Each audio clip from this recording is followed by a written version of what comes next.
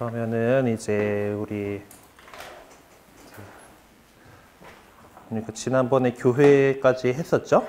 네, 그래요. 그리고 부활을 기쁘게 맞이했고 이제는 어떤 교리 안에서도 어쩌면 두 번째 파트라고 할 수 있는 이제 성사에 관련된 부분들에 들어가게 됩니다.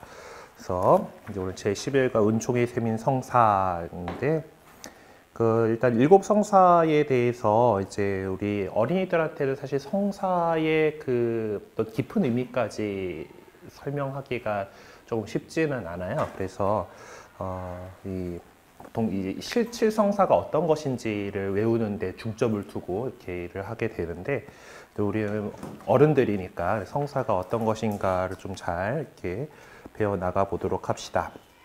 자, 안쪽에 보면은 시작기도 이걸로 같이 할게요. 성부와 성자와 성령의 이름으로 아멘. 사랑으로 저희를 초대해 주시는 주님, 성사를 통해 저희가 걸어가는 삶의 매 순간을 축복하시어 살아갈 힘과 용기를 주시니 감사드립니다. 저희가 행복을 찾아야 하는 것은 바로 지금 여기이고, 저희가 사랑받고 있음을 느끼고 살아가는 데로 바로 지금 이 시간임을 깨닫도록 항상 깨어있게 해주소서. 우리 주 그리스도를 통하여 비나이다. 아멘. 성부와 성자와 성령의 이름으로 아멘.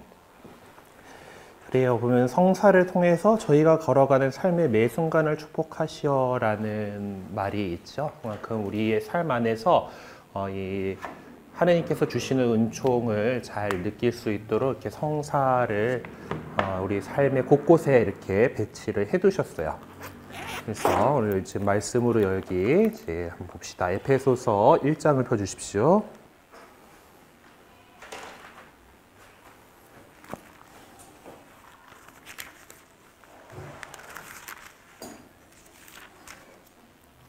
에페소서 이제 1장 3절부터 14절까지 말씀을 읽도록 하겠습니다. 우리 주 예수 그리스도의 아버지 하느님께서 찬미 받으시기를 빕니다. 하느님께서는 그리스도 안에서 하늘의 온갖 영적인 복을 우리에게 내리셨습니다.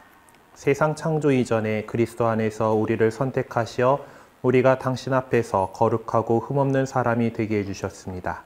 사랑으로 예수 그리스도를 통하여 우리를 당신의 자녀로 삼으시기로 미리 정하셨습니다. 이는 하느님의 그 좋으신 뜻에 따라 이루어진 것입니다.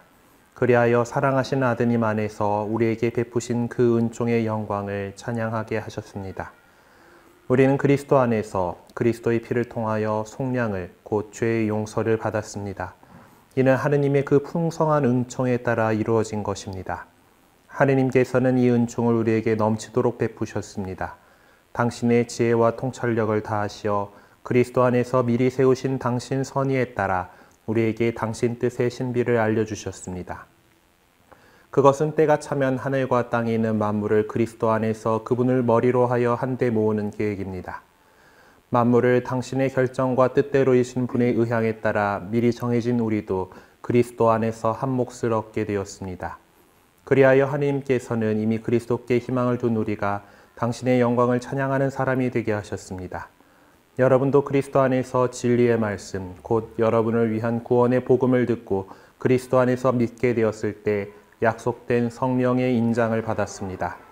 우리가 하느님의 소유로서 속량될 때까지 이 성령께서 우리가 받을 상속의 보증이 되어 주시어 하느님의 영광을 찬양하게 하십니다.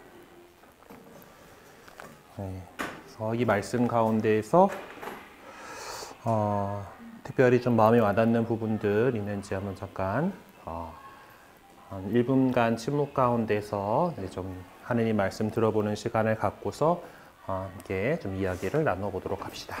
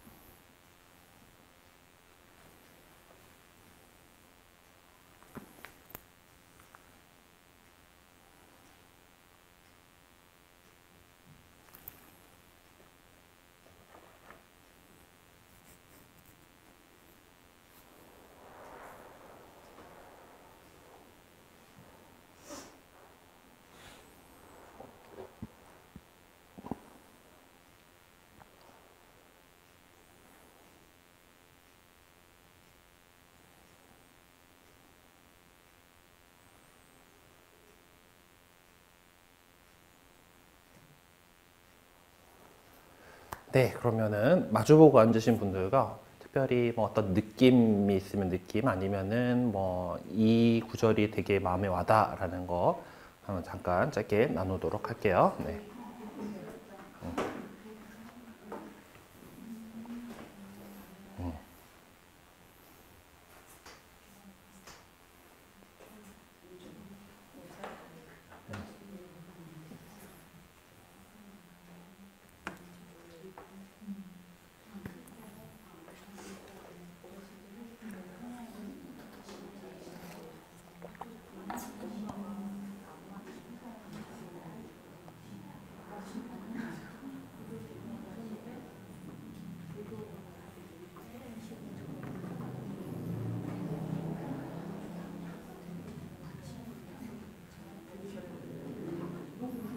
두 분 너무 어색하신가요? 아니, 제가 다 못 읽었어, 못 읽었어.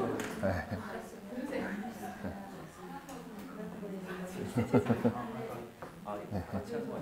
아니, 앞에 둘이서만 이게 네, 둘둘 이렇게. 네.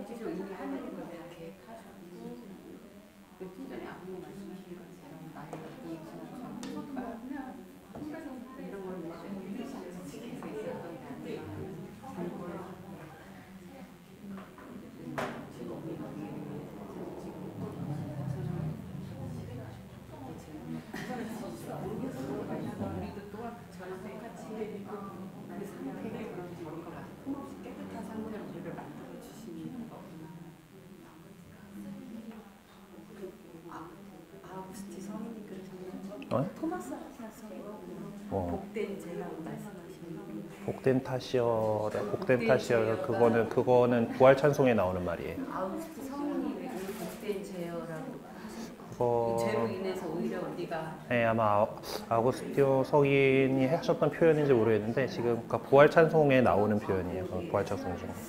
죄로 인해서 우리가 그 죄를 막고 은총을 더 받은 어떻게 보면 큰 죄를 지면 안 되겠지만 그걸로 인해서 하나님께 나아갈 수 있는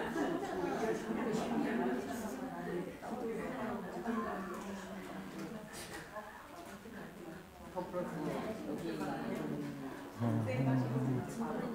이미 선택도 하셔서 절대로 사랑을 받고 하나님께서 선택해주면서 중간에 신앙생활로 쉬는 경우도 있고요. 그렇잖아요.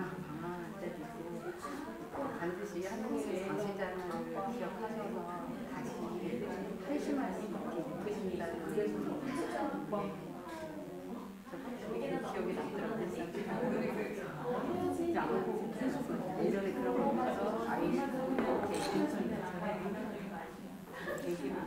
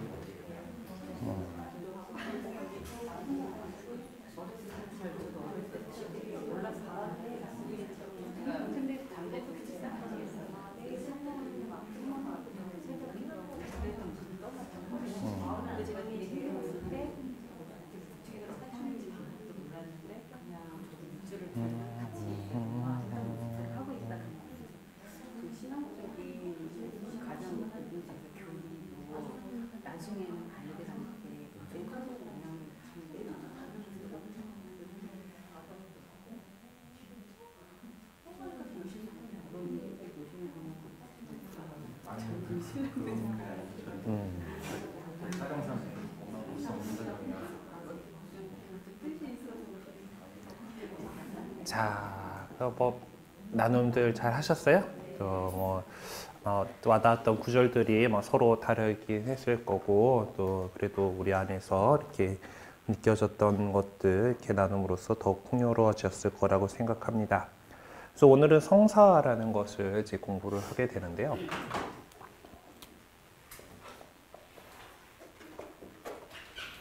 그 밑에 이제 이야기로 열기라고 하는 것에 보면은 이게 사크라멘트라고 하는 라틴 말에서 온 거라는 것을 이야기가 있을 거예요. 그러니까 사실 뭐 그 이태석 신부님의 글 안에 있는 거긴 한데, 이 보면 수단의 아이들이 이제 성인식 때 되면 이마에다가 뭔가 상처를 내고 흉을 지게 만들어 가지고 내가 이걸 성인식을 했다라는 그런 것들이 아마 그런 풍습이 있는 것 같아요. 그게 고르노미라고 하는 풍습이 있는 것처럼, 이제 이 성사라는 말 원래 자체는, 이 사크라멘트라고 하는 말 자체는 이제 이 사람 내 거임 뭐 이러면서 종이나 이제 형사들에게 기하는, 뭐 지금 불도장이라고 표현을 하긴 했지만은 뭐 낙인이죠 이게. 하여튼 그렇게 해가지고 누구일 것이다. 그러니까 이제 사크라멘트라는 성사를 통해서 우리에게 보통 주어지는 것은 이제 하느님의 자녀가 되었다, 하느님의 소유가 되었다라는 그런 인호와 같은 그런 것들을 이야기하는 거였고, 네, 이것이 의미가 점점 확장돼서 이제 하느님께서 우리에게 베풀어 주시는 그 은총을 이제 우리가 잘 알아들을 수 있도록 이렇게 해주는 그런 것들을 성사라고 표현을 하게 됐어요.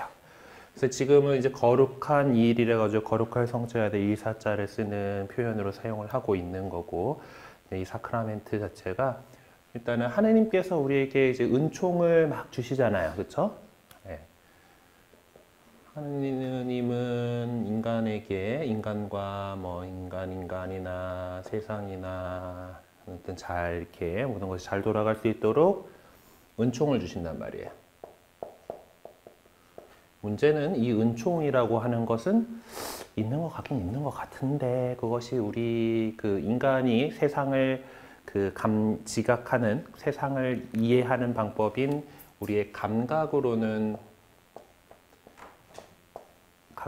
어떻게 오감으로 알 수 있는 건 아니에요. 그러니까 뭔가 그런 느낌적인 느낌인 거죠. 하느님께서 우리에게 은총을 베풀어 주시고 있어. 그러니까 우리가 뭔가 일이 어떻게 잘 돌아가고 이런 모든 것들, 잘 이렇게 이 세상에서 살아가고 하는 것들이 그분께서 주시는 은총이었어 라고 얘기를 하지만은, 그 은총, 하느님께서 정말 은총을 이렇게 비가 이제 세상에 내리듯이 이렇게 뿌려주고 있는데, 우리가 그거를 감각할 방법이 없단 말이에요. 그렇죠? 인간이 감각할 수 있는 방법이 없기 때문에 그 은총을 더 잘 알아듣게 하기 위해서, 그러니까 우리가 여기 책에도 예시가 나와 있지만 우리도 마음을 전하고 싶어. 그래서 그럼 말이라고 하는, 그런 사랑한다라고 하는 그 말을 하고 싶을 때 선물 하나 싹 들고 가가지고 이렇게 주죠. 아니면 꽃 하나 선물한다던가, 이런 건 내 마음의 표시란 말이에요. 이것은 내가 다른 사람이 이제 볼 수 있고 만질 수 있는 무엇인가로 인해서 내 마음을 표현해 주는 거란 말이에요. 마찬가지로 하느님의 은총에, 우리를 사랑하신 그 하느님의 그 마음을 우리가 알아들을 수 있도록 뭔가 표현을 해주는 거죠. 인간은 감각으로 세상을 인식하기 때문에 우리가 감각할 수 있는 것으로, 감각 가능한 것으로 우리에게 주시는 것이 바로 성사라고 우리는 크게 얘기를 합니다. 그래서 성사는 그 7가지 성사, 우리 생애에서 이제 7가지 주요한 성사들이 있기는 하지만은, 그거는 이제 약간의 좀 좁은 의미로서의 성사라고 이렇게 할 수가 있고, 이 큰 의미에서의 성사는 보이지 않는 하느님의 은총을, 보이다라는 걸 우리가 그냥 감각의 대표적인 거기 때문에 이렇게 표현하는 거예요.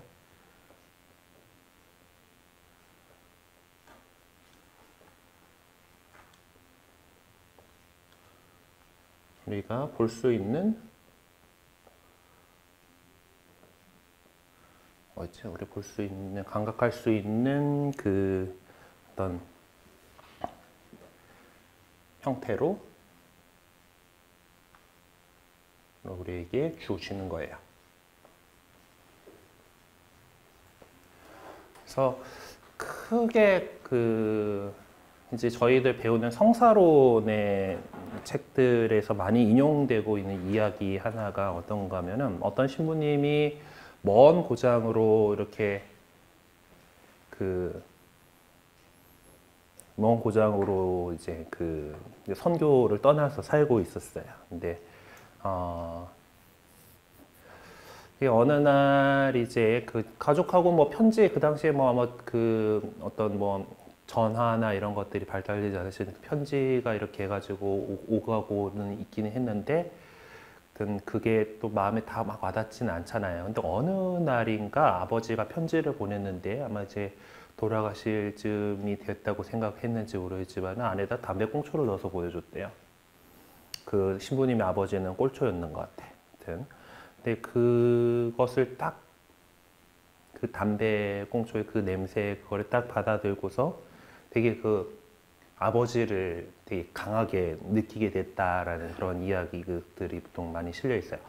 근데 그런 것처럼 우리가 하느님의 은총을 정말 더 잘 느낄 수 있도록 뭔가 매개체, 어떤 상징을 통해 가지고 우리에게 그걸 주시는 거예요. 그런 은총을 더 잘 알아들을 수 있게 해주는 것이 바로 이 성사라고 하는 이 말 자체. 성사란 무엇인가라고 할 때 우리가 하느님의 은총을 더 잘 알아들을 수 있도록 그렇게 우리에게 주시는 것, 그걸 성사라고 해요. 그렇기 때문에 태초의 성사, 이 칠성사를 제정해서 교회 안에다가 이렇게 담아주시긴 했지만은, 가장 원천적인 성사는 뭐라고 할 수 있을까요? 하느님을 우리가 알아들을 수 있고 느낄 수 있게 해주는, 우리가 감각할 수 있는 존재, 누구라고 할 수 있을까요? 바로 예수 그리스도시죠. 하느님 아버지는 구약의 표현을 보면은 마주치는 것만으로 나는 이제 망했네, 죽었네, 뭐 이렇게 생각하던 그런 존재. 아까 뭐 모세는 그래도 다 바로 이제 대면하고서 이야기를 했다고 이렇게 하지만은, 다른 모든 예언자들도 환시로만 이렇게 받아들이고 하느님을 직접 만나서 이야기하고 이럴 수가 없어요. 다 간접적인 방법으로 이렇게 전해지는 말씀을 들었었는데, 때가 차서 이제 하느님 자신이 우리가 감각할 수 있는 인간이 돼서 오셨어요. 그러니까 지금의 우리는 예수님을 만나고 그럴 수 없지만은, 적어도 예수님과 같은 시절에 있었던 그 제자들, 같이 다녔던 제자들은 예수님을 만져볼 수 있었고, 자신의 귀로 예수님의 목소리를 들을 수 있었고, 자기 후각으로 예수님 곁에 있으면 그분의 냄새 좋았을지 어쩔지 모르겠지만, 어쨌든 그런 것들을 우리가 감각할 수 있는 존재로서 그분이 계셨었단 말이야. 보이지 않는 하느님을 우리에게 보일 수 있도록 해주신 분이 바로 예수 그리스도시죠.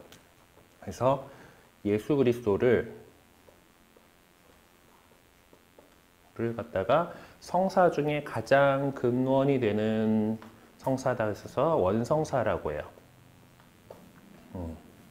뭐 독일 신학자들이 이것들을 많이 했기 때문에 이제 이런 용어 정리를 많이 써서 이걸 갖다가 프로토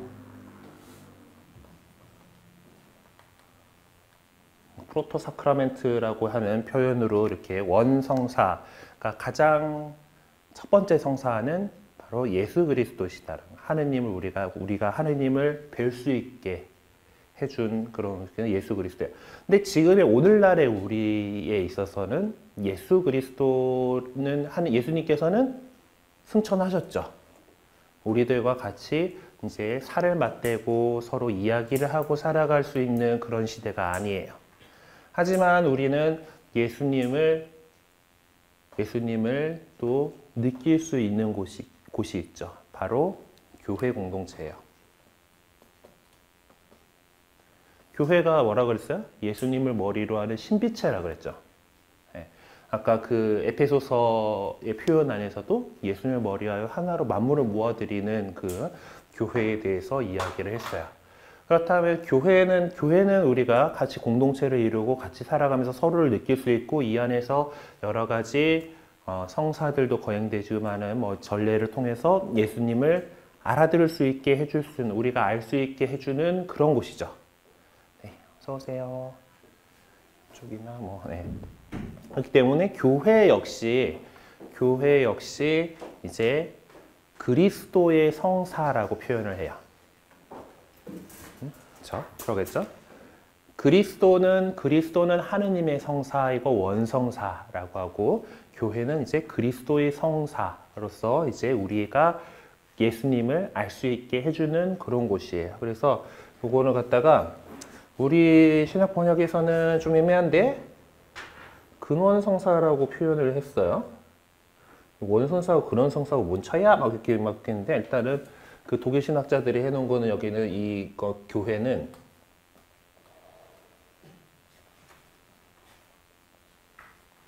그룬트 사크라멘트라 그래서 땅바닥이에요. 그러니까 모든 성사의 기초가 되는 성사, 이런 식으로 표현을 했어요. 교회는 교회 공동체는 그리스도의 성사인 건데, 그리스도의 성사인데 다른 모든 칠성사를 그 교회 안에 갖고 있잖아요. 그렇기 때문에 교회는 그런 성사들의 기초가 되는 바닥이 땅바닥이 되는 그런 성사다 해가지고 이제 근원성사라고 표현을 해요. 어쨌든 이제 그 중요한 것은 성사는 내가 감각할 수 없는 하느님의 감각할 수 없는 것을 갖다가 감각할 수 있는 무엇인가를 통해서 더 잘 알아듣게 해주는 그런 것을 성사라고 얘기를 해요. 그리고 이 성사 가운데에서 우리는 이제 그 성사들이 교회 안에 이제 칠성사라고 하는 중요한 것들로 이렇게 마련이 되어 있습니다. 7가지 성사가 있어요. 원래 이제 예전에는 그 교회 역사 안에서 이제 이 성사가 7가지로 정리되는데 조금 시간이 걸리긴 했어요. 그러니까 이제 아까 말씀드린 대로 하느님의 은총을 우리가 잘 알아들을 수 있게 표현해 주는 것, 그렇게 우리 알아들을 수 있도록 감각할 수 있는 형태로서 주는 것이 성사라고 했기 때문에 하느님 은총과 관련된 여러 가지 것들을 성사로 이렇게 해가지고 성사가 많이 난립하던 시절들이 있었는데, 이제 그 어떤 교회 안에서 이제 공의회를 거쳐가면서 성사를 7가지 성사로 이렇게 간추리게 됩니다. 그래서 이 7가지 성사를 통해서 생애 주기별 맞춤 뭐 이런 게 되죠. 우리가 새로 태어났을 때, 그리고 이제 성인식을 치르고 장가 들고 시집 가고 뭐 그리고 가서 살다 보면 아프기도 하고, 그러면 그런 것들을 안에서 그런 과정들을 성사로서 이렇게 우리에게 주셨어요. 보면은 교재에 보면은 세례, 견진, 성체, 고해, 병자, 성품, 혼인, 성사의 7가지가 있다라고 이렇게 하셨죠.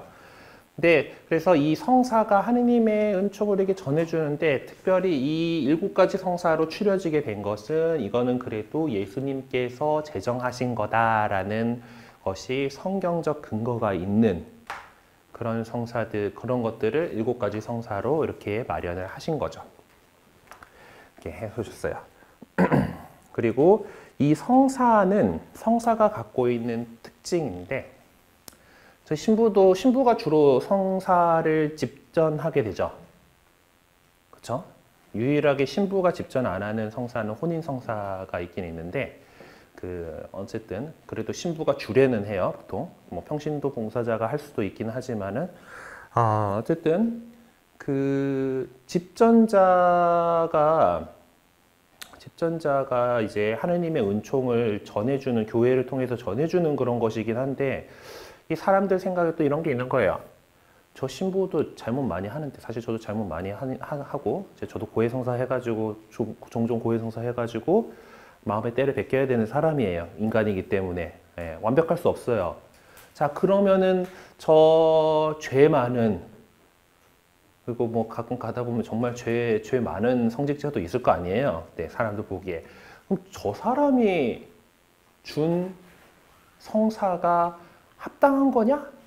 라는 그런 의심들이 생겼겠죠.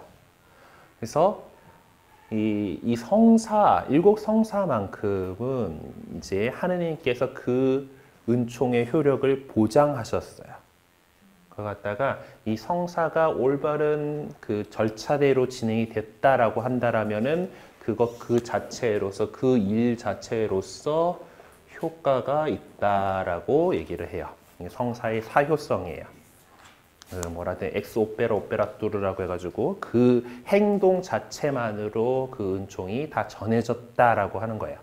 그러니까 어떤 그 성사의 행동들, 세례 성사를 얘기를 한다라면은 이 물을 3번 붓거나 3번 담그거나 하는 식으로 해가지고 성부, 성자, 성령의 이름, 하느님 아버지, 아들과 성령의 이름으로 세례를 줬다라고 한다면 그 세례는 유효하다라고 하는 거예요. 그래서 그 일 자체로 그게 누가 했든지 어떤 그 집전자의 성덕과 상관없이 이렇게 그것이 그 자체로서 은총이 베풀어진다는 것다가 성사의 사유성이라고 해요. 그리고 일곱 성사는 이제 그 하나님께서 이제 교회 안에 마련해 놓으신 일곱 성사는 이제 특별히 세 부류로 나눠 볼 수가 있죠. 인문 성사가 있고요. 인문 성사가 있고, 그리고 화해, 치유의 성사, 치유의 성사, 그리고 공동체 봉사하는 성사가 있어요.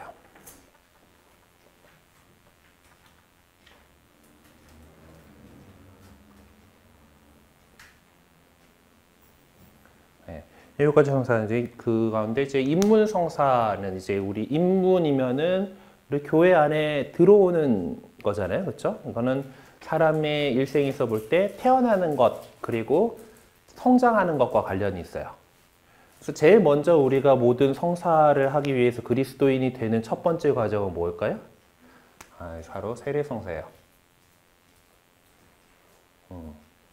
세례 성사를 통해서 우리는 하느님의 자녀로 새로 태어납니다. 세례, 씻을 세자에다 예식예예요. 그래서 우리의 모든 죄를 씻고 하느님의 자녀로 새로 태어나는 거예요. 세례 성사에는 우리가 감각할 수 있는 상징이 뭐겠어요?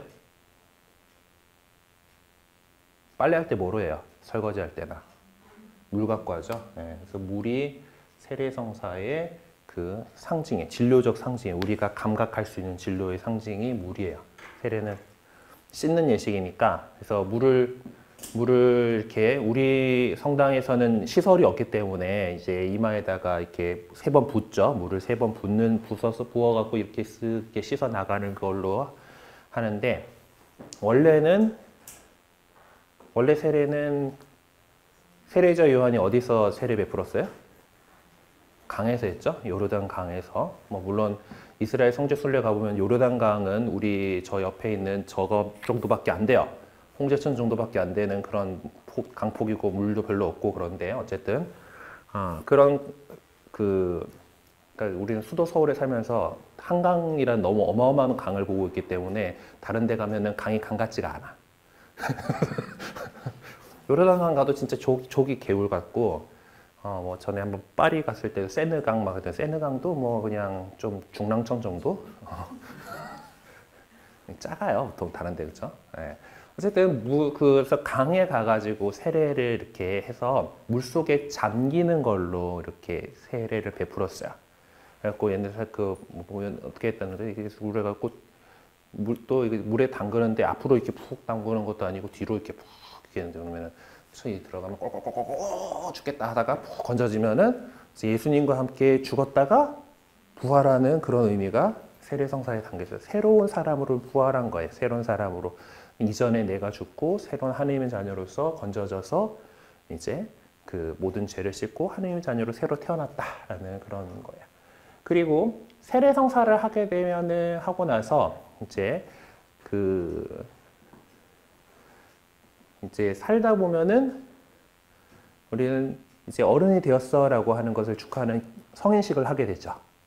신앙에 있어서 이제 성인식이라고 할 수 있는 견진성사가 있어요.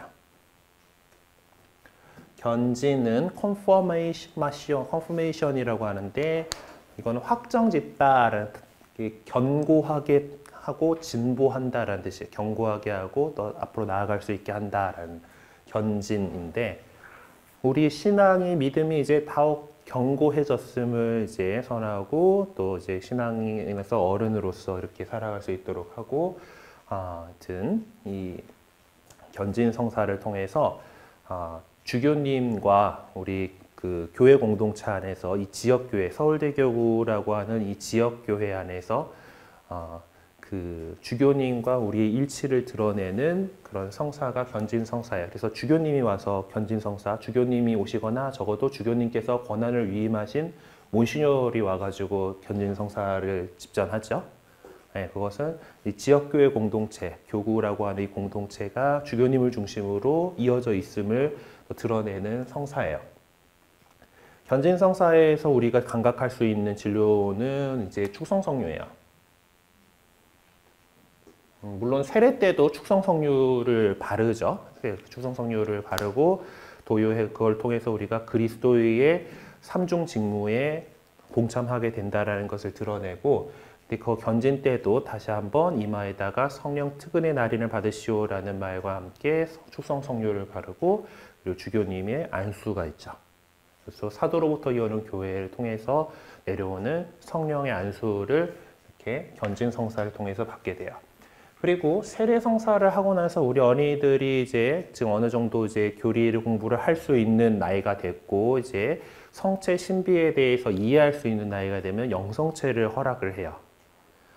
우리 이제 서방교회, 그 가톨릭 교회는 서방전례에 해당하는데, 서방전례는 세례 성사하고 나서 이성적으로 성체의 신비를 알 수 있을 때까지 성체 성사를 유보해요.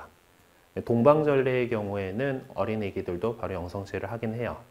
좀 차이가 있긴 있는데, 이제 우리는 이 성체가 그리스도의 몸이라는 것을 아멘할 수 있는, 이성적으로 아멘할 수 있는 그런 때가 돼야 된다라고 생각하고, 그때 이런 교리 교육을 통해서 이걸 알고서 이제 영성체는 해야 된다라는 것이, 그래서 성체 성사는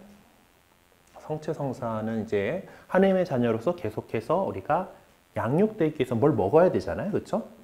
네. 그래서 우리가 영적으로 계속해서 성장하고 하나님 그리스도인으로 살아갈 수 있도록 예수님의 몸을, 그리스도의 몸과 피를 받아 모시는 것으로 해가지고 그것을 예수님과 우리가 일치되어 있음을 또 드러내는 그런 식의 성체 성사예요. 성체 성사의 진료적 상징은 당연히 빵과 포도주죠.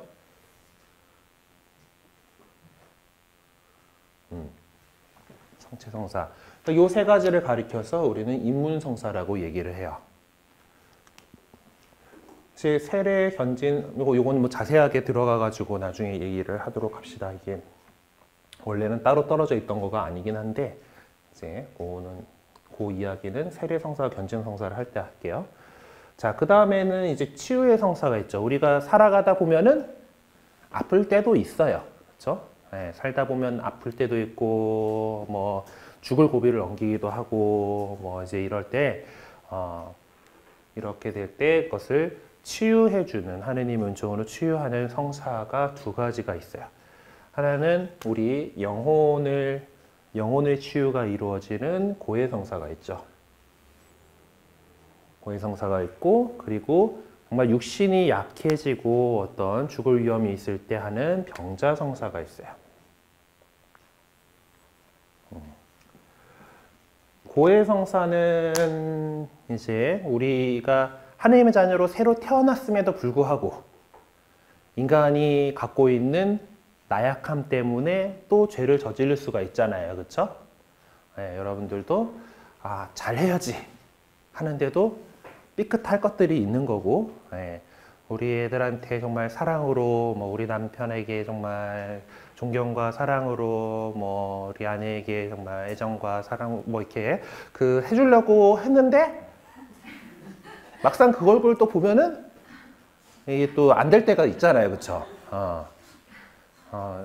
성당 가가지고 미사하고서 예수님 제 사랑할 수 있게 해주세요 했는데 딱 집에 가가지고 거기까 딱 이제 그렇게 그게 우리의 나약함이에요. 그러기 때문에 네.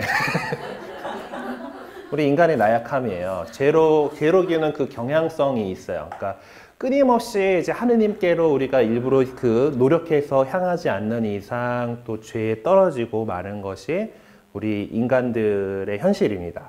그렇기 때문에 하느님께서 당연히 그거 아시잖아요. 세례성사로 깨끗하게 싹 했는데 결국 또 죄에 빠지니까 그래서 그 교회에다가 권한을 주셨죠.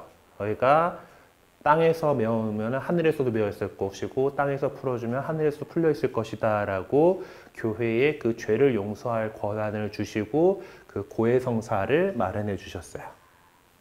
고해성사를 통해서 우리가 죄를 용서받고 다시 살아가다 보면 잘못한 것들을 갖다가 죄를 용서받고 하느님께로 돌아오게 되죠. 네. 이거 고해성사는 우리 영혼을 깨끗하게 해주는 성사고, 고해성사의 이제 우리 교회가 갖고 있는 중요한 특징 하나가 왜 개신교회는 이게 없잖아요. 그러니까 뭐 내가 하느님께 참여해가지고 뉘우치면 됐지 뭐 이렇게들 생각을 하는데, 우리는 성당 와가지고 고백소 들어가가지고 고백을 해야 된단 말이에요. 그 옆에 뒤에 신부님이 듣고 있어요. 신부님이 교회가 받은 그 권한으로 이제 그 신자들의 죄를 용서해 주는 것이긴 한데, 이 안에서 우리가 감각할 수 있는 그것은 내가 죄를 고백했다라는 거야. 내 입으로.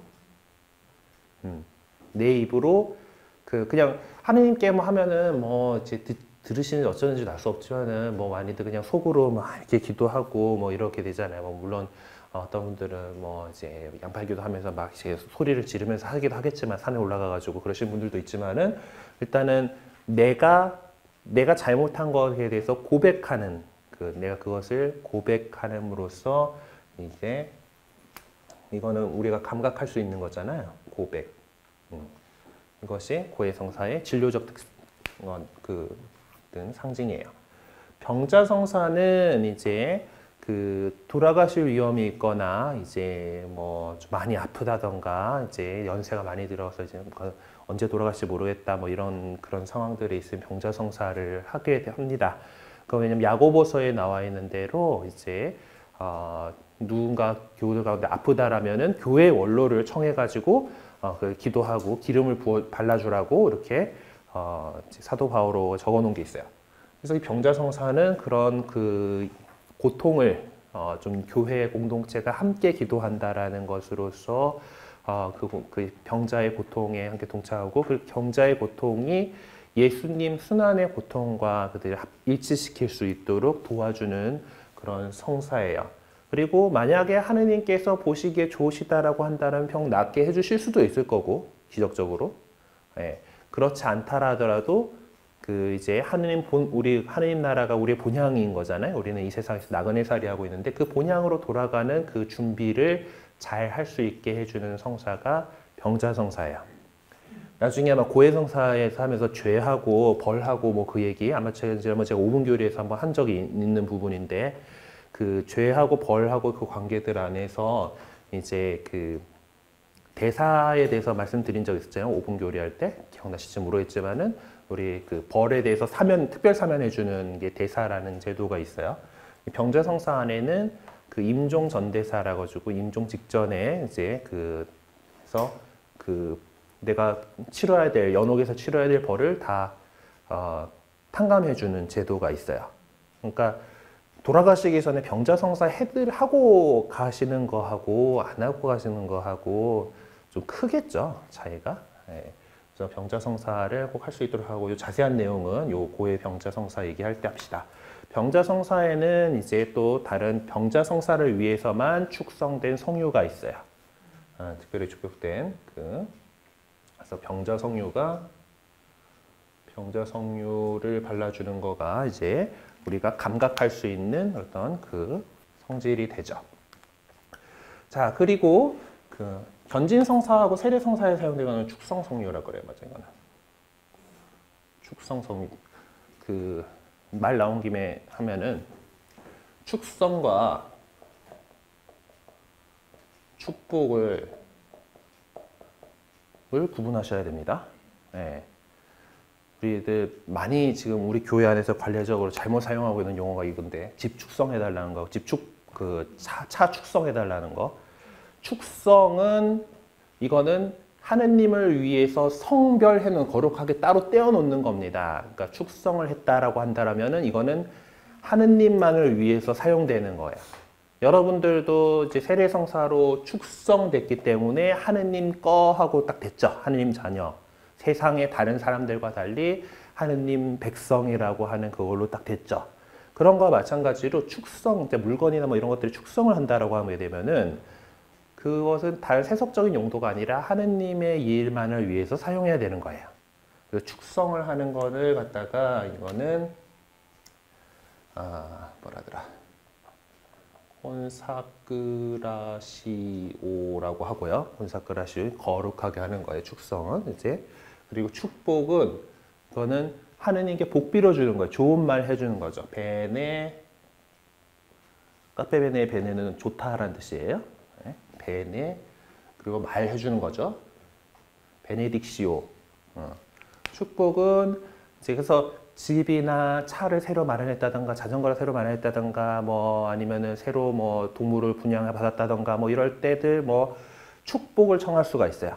복 빌어주세요 하는 거예요. 그리고 사실 뭐 이제 이거는 축복 같은 경우는 이제 축복은 이제 준성사에 해당하는 건데 이제 성사를 본따서 이제 하느님의 은총을 빌어주는 행위로서 축복이 있는데 축복은 이제 뭐 신부님이 하는 경우들도 있지만은 이제 가장이 우리 가족들에게 축복해 줄 수 있는 거고 어른이 아이에게 축복해 줄 수 있는 거예요. 그러니까 평신도들도 할 수 있는데 그러니까 몇몇 가지들 일단 보통 성직자들에게 부탁을 하는 부분들이 있죠. 어쨌든 이 축성과 축복은 이 용어 자체가 좀 달라요. 네. 그래서 그 뭐 세례 성사 때도 축성 성류 들어가고 견쟁성 축성 성류가 들어가죠. 이거는 우리가 세상 사람들로부터 이제 하느님 백성으로 성별됐다라는 뜻이에요. 그리스도인으로 딱 이렇게. 따라서 축성 성류가 있고, 그다음에 병자 성류가 있고, 세례 성사하기 전에 보면은 이제 예비자 성류라고 해가지고 이제 성류를 하나 더 바르는 게 있어요. 또 우리 본당에 보니까 손바닥에다 이렇게 발라주시긴 하는데 손에다가 하기도 하고 앞뒤로 이렇게 가슴팍하고 목덜미에다가 하기도 하고 하는데 이거는 예비 신자들을 더 잘 지켜주시기를 바라면서 청하는 그런 그 예비자 성류가 있어요. 원래는 이제 어른이 세례성사 할 때는 좀 더 단계별 입교 예식이라 그래가지고 이런 것들을 갖다가 몇 차례에 걸쳐가지고 원래 하게끔 되어 있는데 우리나라에서는 많이들 이제 그 아직 신자들, 어른 신자들, 지금 우리 성당에서 보면은 어른 예비자들이 많이 줄어들긴 했는데 그래도 제법 계속해서 나오고 있기 때문에 그거를 좀 간략화해가지고 중간중간에 이런 그 예식들을 하는 게 아니라 그 세례식 때 싹 몰아서 하다 보니까 이 사람들 처음 딱 그때 세례식 받는 날에 와가지고 예비자 성류 도유하고 또 바로 씻고 그 다음에 이제 축성 성류 도유하고 이렇게 진행되기는 하는데, 그래서 그 세례식 때 이렇게 해서 예비자 성류를 도유하는 것들이 원래 떨어져 있는 거긴 한데, 그래서 성류가 이렇게 그 축성 성류하고 예비자 성류하고 병자 성류하고 세 가지가 있어요. 성주간에 대해서 오분교회에서 설명드릴 때 이제 성목요일 날 그 오전에 이제 교구 신부들이 다 모여가지고 주교자 성당에 모여서 성류 축성 미사를 거행한다라는 말 들었을 거예요. 이제 그러면서 예수님께서 최후의 만찬에서 제정하신 그리스도교의 사제직, 그 직무사제직에 대한 어떤 그 갱신, 우리 직무사제직의 설정을 기념하는 미사를 성류 축성 미사로 하고 그 사제가 사용하게 될 이 성류를 축성하는 그런 예식이 있는 게 성류 축성 미사예요. 그래서 거기서 예비자 성류, 축성 성류, 병자 성류를 이제 그 하고 그 병자들이 아플 때, 병자 성사 때 병자 성류를 가지고 가서 기름을 발라드리고 이렇게 이 고통을 좀 주님께서 좀 덜어주시고 잘 데려가시든가 낫게 하든가 이렇게 기도를 하게 됩니다.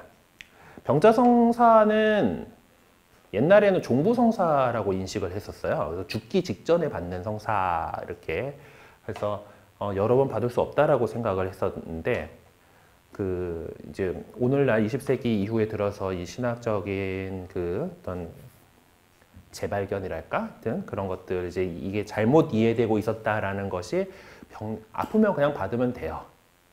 뭐, 그렇다고 감기 같은 사소한 거 갖고 이제는 안 하는데, 그래도 뭔가 조금 위험이 있는 수술, 좀 큰 수술 해야겠다. 그러니까 그런, 죽을지도 몰라, 죽을 가능성이 1말이라도 있는 그런 상황들이다라고 한다라면은 병자성사를 청해서 할 수가 있어요. 병자성사를 받을 수 있고, 근데 나았어? 잘 됐죠? 네. 건강하게 또 살다가 또 아파? 죽을 위험이 있어 보여? 그러면은 병자성사 또 청해서 또 받을 수 있어요.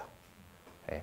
그러니까 옛날 종부성사로 표현될 때는 이제 진짜 돌아가시기 전에 받는 거니까 이제 그랬지만은 지금 병자성사는 이렇게 여러 차례 반복할 수 있는 성사입니다. 자, 그리고 이제 마지막 부분이 공동체에 봉사하는 성사죠. 공동체에 봉사하는 성사인데, 공동체에 봉사하는 성사는 이제 어떤 두 가지 갈래가 있을 거예요. 결혼해가지고 아이를 낳는다라는 걸로 봉사를 하던가, 아니면은 교회 공동체의 어떤 골격이 될 수 있는 이제 성직으로서 봉사를 하거나, 그래서 성직에 오를 이제 직무로서 성직에 오를 사제직을 수행하게 될 사람들을 축성하는 성품성사가 있어요. 성품성사가 있고, 그리고 이제 한 남자와 한 여자가 결합해서 이루는 가정을 축복하게 되는 혼인성사가 있어요. 성품성사에서는 이제 성품성사도 역시 그리스도인 공동체 안에서 특별히 하나님께서 쓰시기 위해서 따로 이 사람들을 떼놓는 거잖아요. 떼놓고 그들에게 성체성사를 이룰 수 있는 권한을 주신단 말이에요. 처음 사제가 사제품에 오를 때는. 그렇기 때문에 이 성품성사 사제품에서는 축성성료를 손에다 발라요. 손에다가 이렇게 사제의 손은 이제 거룩한 손이 돼서 이제 성체성사를 이루어야 되는 손이기, 다른 성사들 집전해야 될 손이기 때문에 사제품 때는 손에다가 축성성료를 도유를 하고, 주교품 때는 주교님은 지역교회의 어떤 머리로서, 지역교회의 중심이고 머리로서 이 일들을 교회를 이끌어 나가셔야 되는 분들이에요. 그래서 주교품에서는 그 축성성료를 머리에다 도유를 합니다. 뭐 좀 차이들이 있고, 그리고 각자 또 이제 사제단으로부터 이미 이제 이 품을 받은 사람들로부터 이어오는, 사도로부터 이어오는 그 교회의 안수로서 이 직무가 전해지게 되는 것들이 있죠. 그래서 성품성사에서도 우리가 감각할 수 있는 그 형질은 축성성료예요. 그리고 혼인성사는 이제 한 남자와 한 여자가 이룬 독점적 관계로서 이렇게 되는 그 성사인데, 이제 부부의 선입과 둘이 이제 헤어지기 싫으니까, 그렇죠? 맨날 집에다 바래주다가 이제 같이 살아야겠다 싶어서 하게 되잖아요, 그렇죠? 아닌가? 네, 네. 아, 초봉사 알아? 네. 그래요, 뭐. 아무튼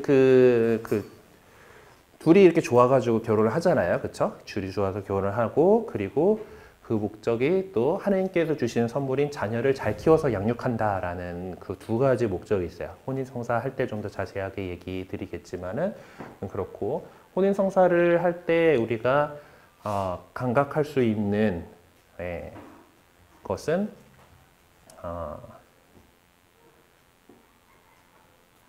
여러 가지 것들이 있기는 하지만은, 그 혼인 성사할 때 결혼 반지 꼭 갖고 오라 그러잖아요. 네, 그 결혼 반지가 되게 이 상징이 돼요. 그 혼인 반지 보통 이제 금속으로 만들게 되고, 귀금속이어서 잘 변하지 않고 튼튼하고, 이제 그런 사랑을 이제 우리가 연결되어 있다는, 서로에게 이어져 있다라는 것을 드러내는 그 상징으로서 이제 반지가 혼인 성사의 어떤 우리가 감각할 수 있는 상징으로서 있습니다. 이런 것처럼 이제 세례, 견진, 성사, 이제 이런 성사들을 통해서 이제 우리가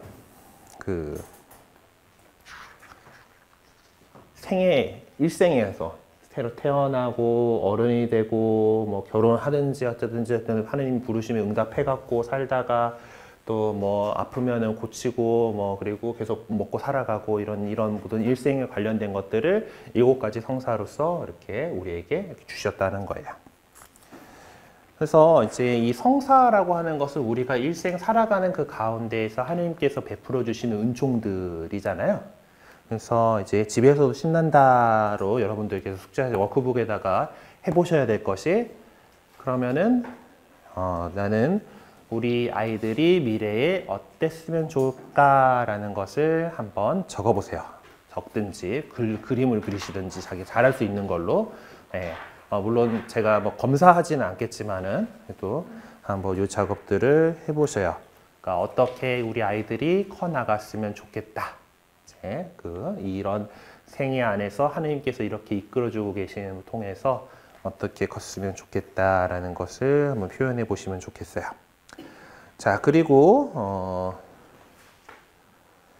함께 실천에 보면 자녀에게 천영 성취할 때 예수의 마음속 바라는 말씀들을 꼭 들어주실 거라는 이야기와 그 소망을 이루기 위해서 살아야 한다라는 것을 그래서 그래요. 타임 캡슐을 만들어 보라고 되어 있는데 하여튼 것들도 뭐 잘 준비를 해보셨으면 좋겠어요. 아이들한테도 아마 얘기하겠지만은 영성체 처음 예수님과 함께 모일 때 아마 여러분들도 어렸을 때 그런 얘기 들었겠지만은 그때 기도드리는 것은 예수님이 잘 들어주신다. 그래서 너네가 어떤 걸 청하고 싶은지 잘 생각해라 라고 얘기를 할 거예요.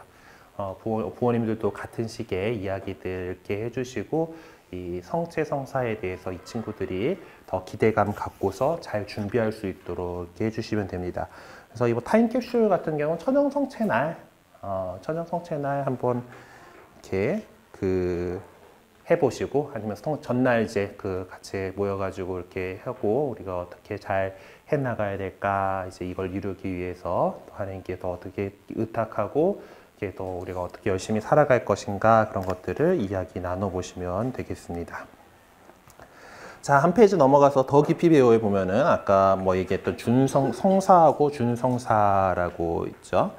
그 사효성에 대해서 말씀드렸어요. 사효성이라는 부분들 일단 이 성사는 그 정해져 있는 전례에 따라서 정확하게 집전됐으면은 그것으로 효과가 있다라는 것은 당연히 우리가 그렇게 믿고 있는 바예요.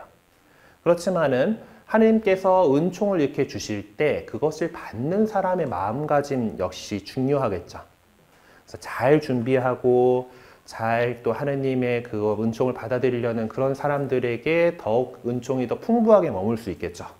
그릇을 잘 준비해야 되는, 비를 받으려면은, 빗물을 딱 받으려면 그릇을 잘 준비해 놔야 되는 거예요. 그런 것처럼 그렇게 해서 그 성사의 은총이 그 사람에 따라서 효과를 발휘한다라는 그런 것이 이제 인효적인 은총이다라고 해요.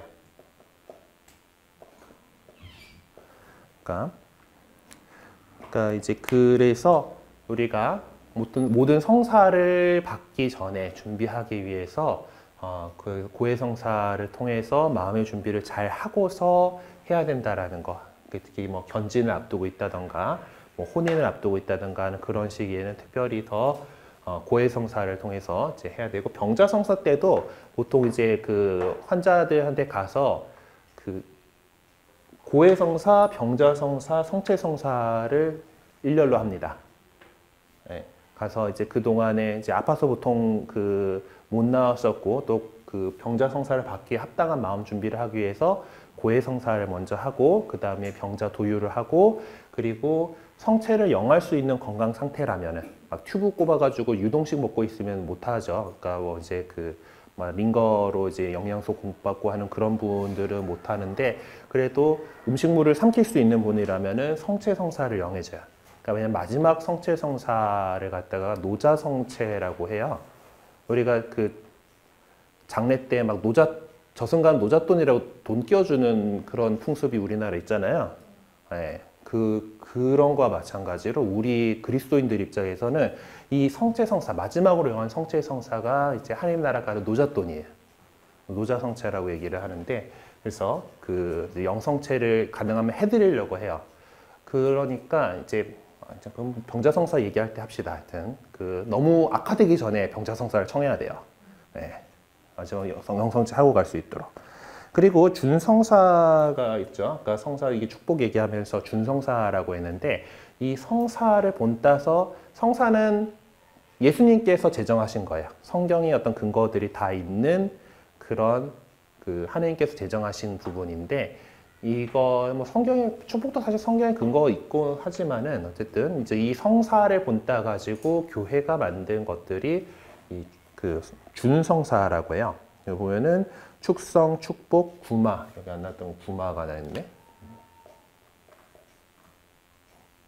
구마는 하여튼 축복이라던가 이제 그 있고 구마는 마귀를 쫓아내는 거잖아요. 그래서 일반적인 구마는 보면은 그 세례 갱신할 때 지난번 그 부활 반미사 때 세례 갱신할 때처럼 끊어버립니다. 이것도 구마 기도에 해당하는 거예요. 마귀를 구축해내는 거잖아요. 그러니까 그것은 이제 그 마귀를 이렇게 쫓아내는 건데 그 우리가 뭐 검은 사제들이라던가 엑소시스트라던가 하는 그런 영화들을 통해서 보는 그런 뭔가 살벌한 구마 예식이 있잖아요. 그거는 이제 장엄구마라고 해가지고 진짜로 의학적인 소견으로 설명이 안 되고 정말 마귀가 들어서 일어나는 일이다라고 판단될 때 그 마귀를 쫓아내기 위해서 거행하는 장엄구마 예식이 있기는 있습니다. 저도 그 존재에 대해서는 잘 몰라요. 따로 이제 그 할만한 그런 신부님들을 따로 양성해가지고 이제 그렇게 하는 거니까 뭐 그런 게 없는 건 아닌데 영화에 표현되는 거는 좀 영화적인 그 어떤 재미를 위해서 좀 많이 과장돼 있는 부분들이 분명히 있어요. 뭐 그 검은 사제들의 뭐 프란치스코의 종이든 뭐 성수가 뭐 어디 라인강에서 따오고 뭐 루드르에서 따오고 뭐 별 상관없는데 뭐 어디서 떠온 물에서 뭐 요르단강 물 뭐 이렇게 나오는 거 다 이제 그 영화적 재미를 위해서 나오는 그런 요소들이고 하지만은 정말 마귀 들린 사람으로 판단되는 경우에는 장엄구마를 하기도 한다라는 거예요. 뭐 이제 이런 것들이 준성사래 가지고 성사하고 비슷하게 우리를 만들어주는 거죠. 애들은 벌써 나가가지고 아주 소리 지르고 난리 났네요. 자, 우리 빨리 쫓아가야 될 것 같습니다. 자, 그러면은 이 성사에 대해서 오늘 이렇게 공부를 해봤고요. 우리 이제 다음 시간부터 이문성사, 치유성사, 공동체 봉사하는 성사들을 차근차근 더 알아가 보도록 합시다. 네, 그러면은 또 늦기도 했으니까 영광송으로 마무리하겠습니다. 성부와 성자와 성령의 이름으로 아멘. 영광이 성부와 성자와 성령께 처음과 같이 이제와 항상 영원히 아멘. 성부와 성자와 성령의 이름으로 아멘. 수고하셨습니다.